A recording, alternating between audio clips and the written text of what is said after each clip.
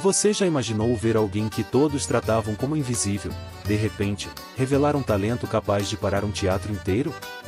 Hoje você vai conhecer a história de uma mulher que, por semanas, foi ignorada e até humilhada dentro de um dos conservatórios mais prestigiados do país, até que uma crise a colocou no centro do palco e ela fez algo que ninguém poderia prever. E antes de começar, deixe eu propor um desafio coletivo, e nossa meta é bater o máximo de visualizações possíveis e conquistar 500 novos inscritos apenas com esse vídeo. Se conseguirmos, vamos lançar um vídeo exclusivo com verdades e bastidores que nunca foram revelados. Mas para isso, preciso de você agora, e se inscreva no canal e ative o sininho, porque quem assiste até o final é lembrado pela plataforma muito antes de quem não assiste. É simples, assista até o último segundo, mesmo que esteja fazendo outra coisa, deixe o vídeo rodando. Assim você garante que não vai perder nenhum dos nossos conteúdos e ainda ajuda esse canal a crescer junto com você. Hoje você vai ver como uma vida inteira de talento, escondida atrás de um uniforme simples, se transformou em um momento histórico. E já aviso, a música que você vai ouvir aqui vai muito além do piano clássico, e ela carrega o peso da superação, a energia do sertanejo, e a alma do forró. Clique no link da música fixada no comentário depois que terminar o vídeo, porque ela vai fazer você reviver cada segundo dessa história. Você já presenciou um momento em que a sala inteira acreditava saber o final da história, mas, em poucos segundos, descobriu que estava completamente errada? No Conservatório Nacional de Música, todos pensavam conhecer Helena Duarte, e a nova assistente administrativa, discreta, de passos leves e olhar baixo, sempre carregando pilhas de partituras. O que ninguém sabia é que por trás daquela postura humilde havia uma história capaz de derrubar qualquer preconceito. Durante semanas, ela foi ignorada, alvo de comentários sutis e risos abafados, até que um imprevisto colocou seu nome no centro de um palco que mudaria tudo. Era uma tarde abafada, dessas em que até o piano parecia soar sob as luzes douradas do salão principal. Professores circulavam em trajes impecáveis, comentando sobre o grande recital da noite, enquanto Helena organizava partituras raras com a precisão de quem conhecia cada compasso de memória. Ao fundo, um grupo de alunos ensaiava trechos de Beethoven misturados em improvisos, e ela, quase sem perceber, acompanhava o ritmo com leves batidas de dedos que lembravam o balanço de um baião. Ninguém reparava, ou pelo menos achavam que não, mas seus olhos sempre buscavam a partitura mais difícil, como quem reencontra um velho amigo. Naquele dia, um aluno se atrapalhou com um trecho particularmente complexo e deixou escapar uma queixa alta. "Isso aqui é impossível", resmungou. Helena, passando ao lado, não resistiu e disse baixinho: "Talvez se você pensar como uma onda, e não como um raio." A frase chamou a atenção, mas o rapaz apenas riu, certo de que aquela mulher de vestido simples não poderia entender a técnica de um mestre. Mal sabia ele que cada palavra dela vinha de anos no palco, sob aplausos ensurdecedores e críticas implacáveis. Mas essa verdade ainda estava guardada, esperando o momento certo para emergir. O grande dia do recital começou com o conservatório fervendo de expectativas. No saguão, doadores vestindo ternos e vestidos luxuosos trocavam cumprimentos formais, enquanto alunos, nervosos, se refugiavam em salas de ensaio. O nome mais aguardado era o de Gregório Pires, prodígio da casa, escalado para abrir a noite com uma das peças mais desafiadoras já compostas para piano. Helena circulava com passos firmes, levando programas e revisando detalhes técnicos. Quando cruzou com Gregório, percebeu as mãos dele trêmulas. "Está tudo bem?", perguntou. Ele disfarçou, mas seu olhar denunciava insegurança. Helena ofereceu um conselho sutil, falando sobre a suavidade necessária para domar o trecho mais traiçoeiro, mas ele apenas sorriu de canto, sem imaginar a profundidade daquela dica. O clima de tensão aumentou quando Gregório, minutos antes de entrar no palco, foi tomado por uma crise de ansiedade. Suor frio, respiração ofegante, mãos dormentes. Os professores se entreolharam em pânico, e sem aquela apresentação, uma promessa milionária de patrocínio poderia evaporar. As opções eram inexistentes, e nenhum outro aluno dominava aquela partitura. Foi quando Helena, até então silenciosa no canto, deu um passo à frente. "Eu posso tocar." A frase caiu como um trovão. Risos contidos ecoaram. Dr. Whitmore, a diretora artística, franziu o senho e não brinque com isso, Duarte. É uma das peças mais complexas já escritas. Mas Helena não recuou. Eu conheço cada nota. O murmúrio nos bastidores virou incredulidade. Um dos professores, com ar de superioridade, colocou a partitura em suas mãos e ironizou, então finja que está lendo, para parecer convincente. Helena devolveu um sorriso contido. Não vou precisar dela.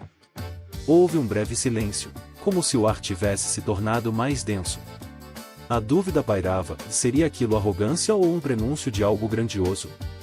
E enquanto a plateia, lá fora, aguardava impaciente, Helena caminhou em direção ao piano como quem finalmente se encontra com o destino que vinha evitando há anos. O murmúrio do público cessou quando as luzes do palco se ajustaram, revelando Helena sozinha diante do majestoso piano de cauda.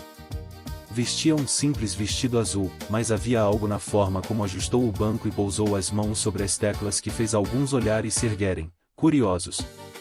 O primeiro acorde soou em grave, denso, poderoso, e um grupo de professores, até então prontos para ridicularizar, soltou risos abafados.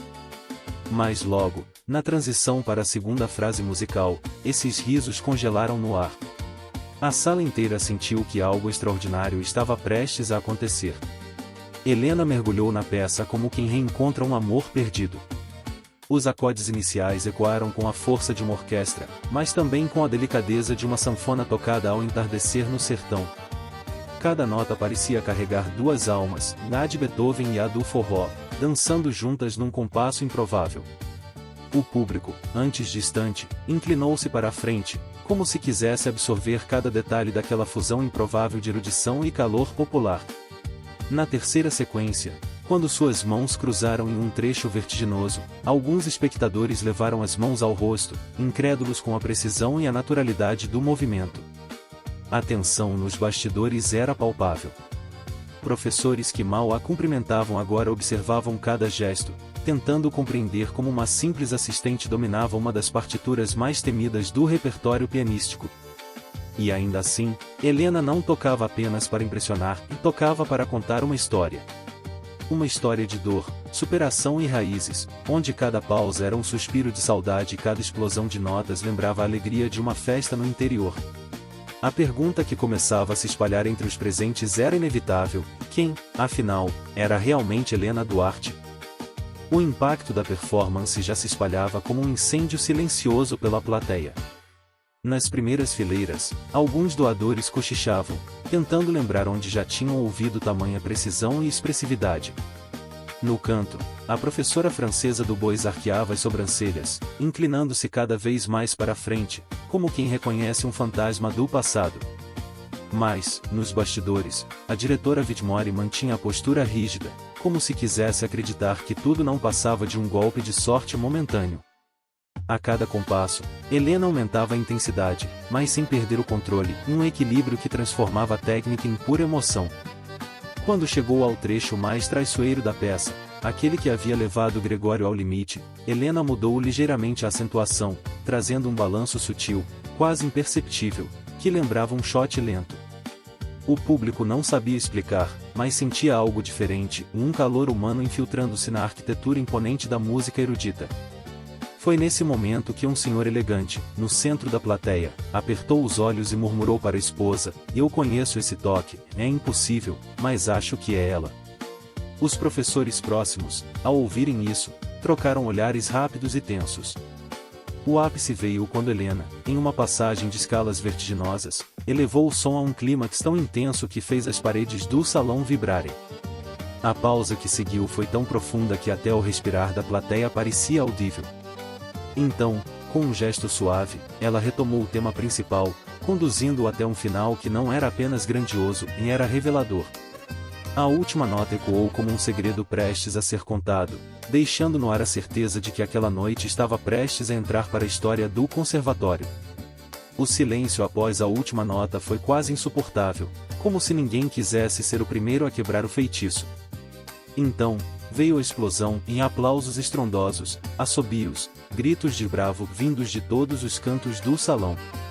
Pessoas que, minutos antes, sequer notavam a presença de Helena agora se levantavam, tomadas por uma mistura de admiração e espanto. No meio da multidão, alguns cochichos começaram a se propagar como ondas, e Helena Duarte, não pode ser. Na primeira fileira, Du Bois levou a mão à boca, os olhos marejados. Ela sabia exatamente quem era aquela mulher. Dr. Whitmore, pálida e com o queixo levemente trêmulo, permaneceu sentada por alguns segundos, como se processasse um golpe que não esperava receber. Ao seu lado, o professor Salgado, e até então um dos mais críticos, tirou os óculos e esfregou o rosto, incapaz de esconder o choque. Helena, por sua vez, não demonstrava triunfo nem vingança. Apenas se levantou, fez uma reverência discreta e deixou que o momento pertencesse ao público. Nos bastidores, os alunos se espremiam para vê-la de perto, como se de repente ela fosse uma lenda viva que havia descido do pedestal para caminhar entre eles.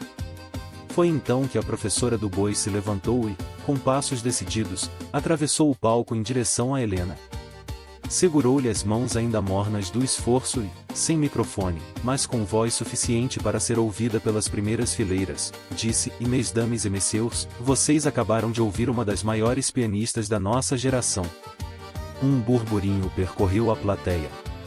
Du Bois prosseguiu: e a assistente que vocês ignoraram por semanas, na verdade, Helena Duarte, vencedora de prêmios internacionais e intérprete consagrada e desaparecida dos palcos após um acidente. E, naquele instante, todos perceberam que o que tinham testemunhado não era apenas um número musical, era um renascimento.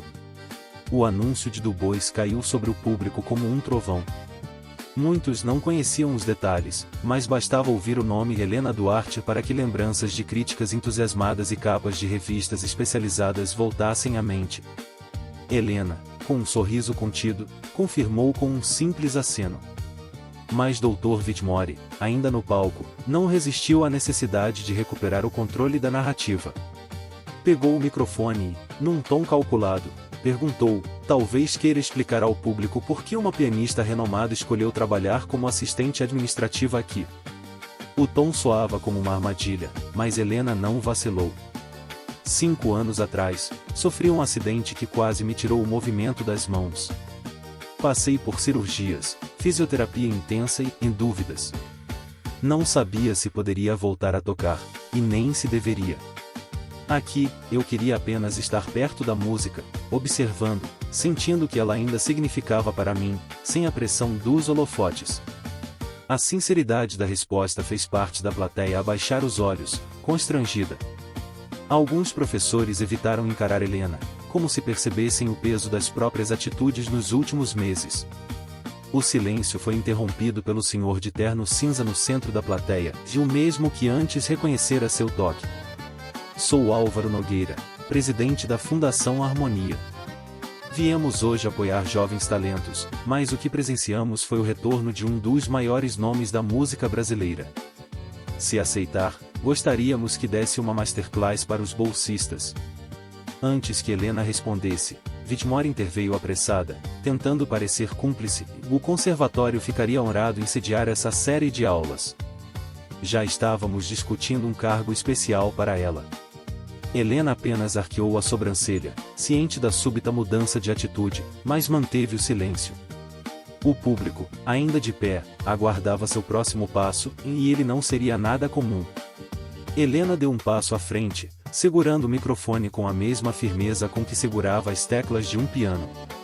Aceito o convite para ensinar, disse, olhando diretamente para Álvaro Nogueira, mas com uma condição: quero unir a música clássica com as raízes do nosso país. Quero mostrar a esses jovens que Beethoven pode dançar com um baião, que Chopin pode conversar com um sertanejo. Um murmúrio de surpresa percorreu o salão. Alguns torceram o nariz, mas a maior parte dos presentes pareceu intrigada com a ousadia da proposta. Era mais do que uma aula, era uma quebra de barreiras. Nos bastidores, Gregório, ainda abalado pelo ataque de ansiedade, assistia à cena como se testemunhasse um milagre. Aproximou-se timidamente, segurando a partitura que não havia conseguido tocar. Professora, o que a senhora fez ali no palco foi... E ele não conseguiu completar a frase, mas o brilho em seus olhos dizia tudo. Helena sorriu e respondeu baixinho: você também pode chegar lá. A música não é sobre quem é mais rápido ou mais perfeito, é sobre quem tem algo verdadeiro para dizer. Foi a primeira vez, desde o início daquela noite, que Gregório se endireitou no banco e respirou fundo, sentindo que talvez seu futuro não tivesse sido destruído por um momento de fraqueza. Enquanto os aplausos diminuíam e o público começava a se dispersar, Helena permaneceu no palco, sentindo a madeira sob seus pés e o eco das notas ainda no ar. A sensação não era de triunfo, mas de reconciliação. Reconciliação com a música, com a própria história e com um Brasil musical que sempre viveu dentro dela. Ela sabia que os dias de invisibilidade tinham acabado, e que o que viria a seguir poderia mudar não apenas sua trajetória, mas também a forma como aqueles jovens músicos enxergavam a arte. Na manhã seguinte, o conservatório já fervilhava com rumores. Alguns falavam com orgulho de ter presenciado o retorno histórico de Helena Duarte, outros murmuravam críticas veladas sobre misturar erudito com música popular. Para Helena, aquilo pouco importava. Ela chegou cedo, caminhando pelos corredores com a tranquilidade de quem, finalmente, não precisava mais se esconder. Ao entrar na sala de ensaio, encontrou um grupo de bolsistas à sua espera. Entre eles, Gregório estava sentado ao piano, tentando, sem sucesso, repetir o trecho em que travara na noite anterior. Helena se aproximou e colocou as mãos sobre as dele, ajustando levemente a posição. Esqueça o peso do momento, disse com calma. Pense no balanço, como se estivesse dançando um forró na calçada de casa. Sinta o compasso antes de pressionar cada tecla. Ele tentou novamente, e, pela primeira vez, conseguiu atravessar o trecho sem errar. O sorriso que se formou em seu rosto foi a confirmação de que estava no caminho certo. Ao redor, outros alunos assistiam, curiosos com aquela metodologia tão diferente do ensino tradicional rígido que conheciam. Enquanto a aula avançava, Helena percebeu olhares observando pela porta de vidro. Professores que antes a ignoravam agora tentavam disfarçar o interesse, e até Dr. Whitmore apareceu, com um sorriso diplomático, fingindo que tudo fazia parte de um plano antigo. Helena, no entanto, sabia distinguir interesse genuíno de conveniência. E, enquanto ouvia o som do piano se misturando ao batuque imaginário de zabumba que pulsava em sua mente, compreendeu que estava ali para mais do que ensinar música, e estava para ensinar que a arte verdadeira rompe muros e apaga fronteiras. Dias depois, durante uma reunião do Conselho do Conservatório, o nome de Helena Duarte estava em todos os tópicos da pauta. Alguns professores exaltavam o impacto positivo de sua performance na imagem da instituição, outros, mais conservadores, temiam que a fusão entre música erudita e popular desprestigiasse o nome da casa.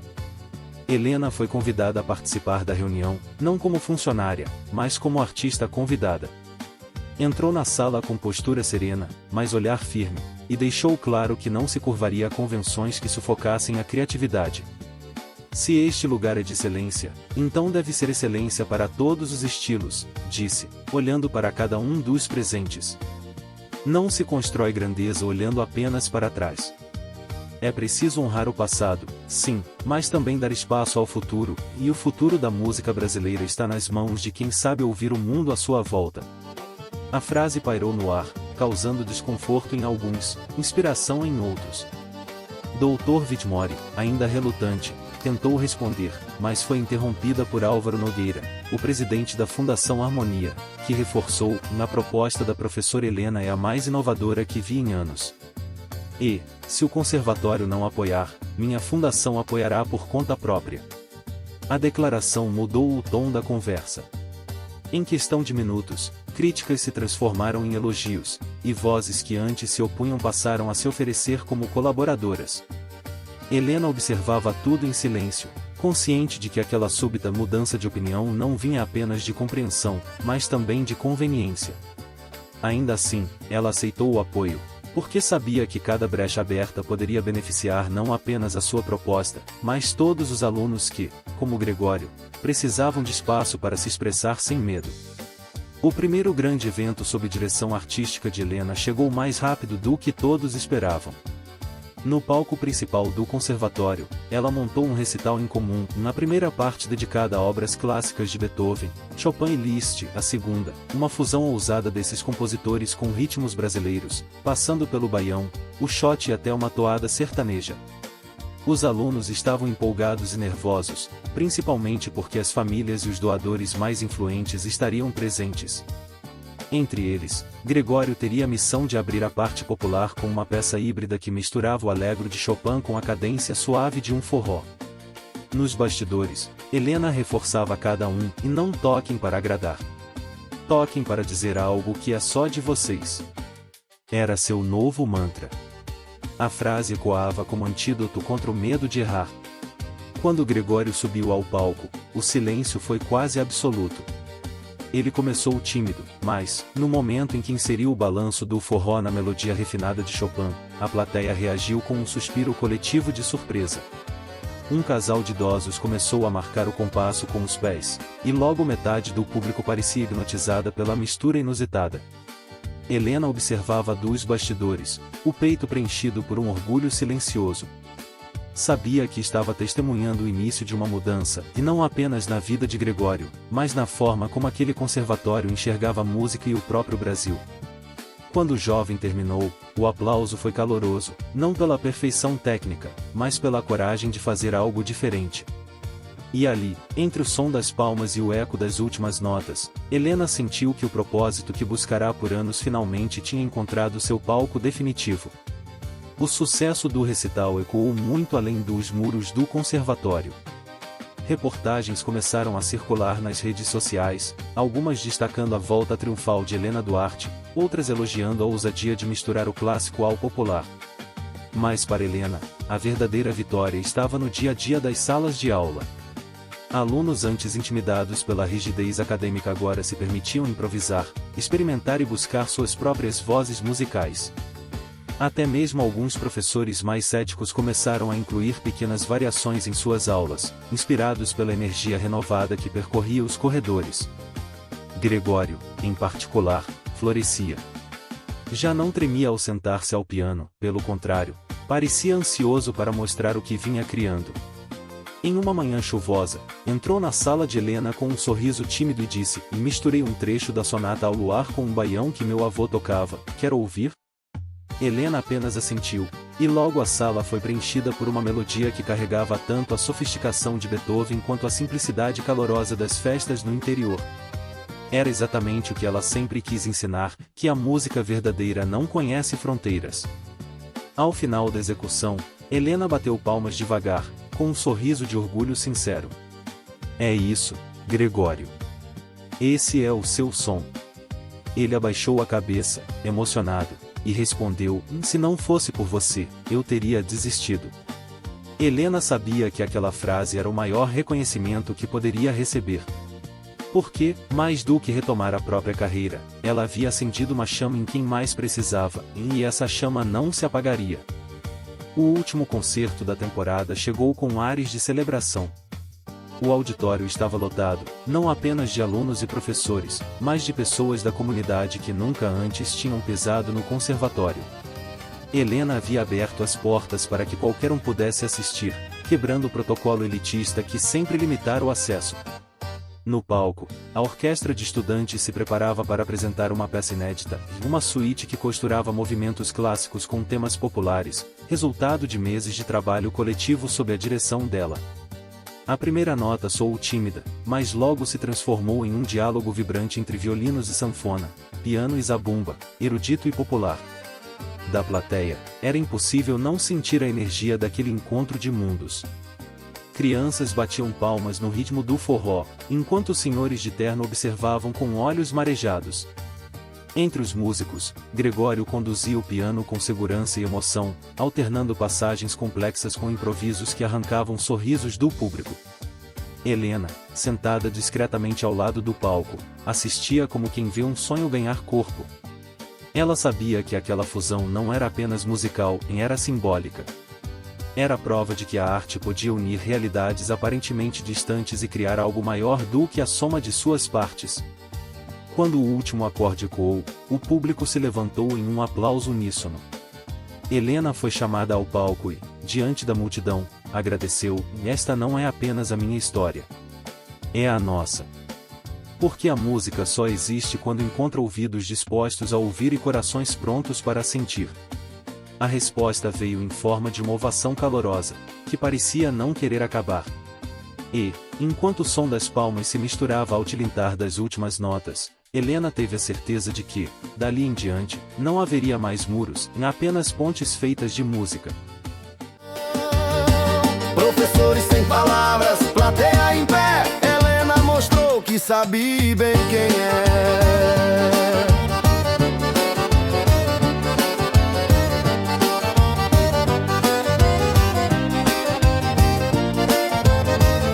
Na ponte do refrão veio um shot ligeiro, com toque arpejado, mas swing verdadeiro. O grave pulsava igual zabumba na mão, o agudo chorava igual viola no sertão. Ela fechou os olhos, se lembrou da infância, das festas de São João, da primeira dança, e o som foi crescendo, rasgando o salão. Era Beethoven com chapéu de vaquejão. E quando acabou, ninguém conseguia falar, aplauso ecoando, difícil de parar. É Helena Duarte, alguém sussurrou, aquela que o mundo inteiro já aplaudiu e amou. Ela sorriu de leve, mas o peito queimava, a vida inteira ali, na música dançava, do preconceito à glória, um passo só. Quem nasceu com dom canta em ré, dó, sol. E quem ria agora dança, bate palma e se levanta do forró, a vaquejada. Helena encanta, entre o clássico e o sertanejo, a magia se espalhou. E a sala inteira viu de onde o vento soprou, do agreste pro salão, do choro pro baião. O piano virou sanfona no seu coração. Professores sem palavras, plateia em pé, Helena mostrou que sabe bem quem é.